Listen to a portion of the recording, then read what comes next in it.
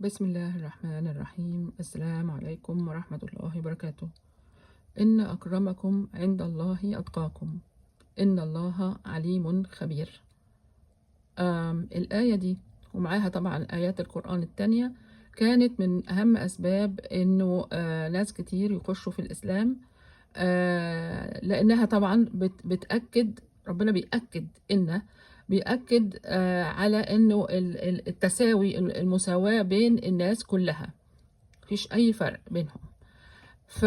ولذلك في مثلا واحد زي كلاي الملاكم المشهور في أمريكا، ومالكوم إكس صاحبه وبرضه هو مشهور، كان مشهور بآرائه السياسية. الاتنين دول قرروا إن هم يعلنوا إسلامهم، وطبعا الكلام ده كان في الستينات.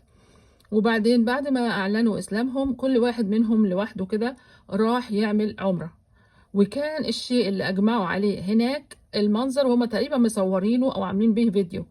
كانوا منبهرين بأن هم قاعدين على الأرض في الحرم، وحواليهم البيض والسمر وجميع جنسيات العالم قاعدين بياكلوا مع بعض، بل بالعكس في واحد كان بيشرب وإدى كوباية لواحد اللي جنبه عشان يشرب منها، ماشي، مية زمزم يعني.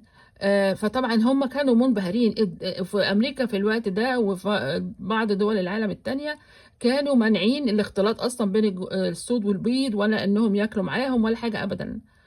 ثم جم بعد كده وراحوا مصر. الله، طب راحوا مصر ليه؟ اشمعنى مصر؟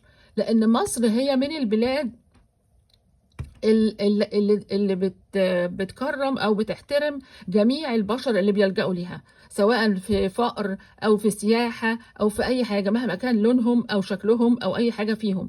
يعني ديت حاجة برضو كانت واضحة جدا.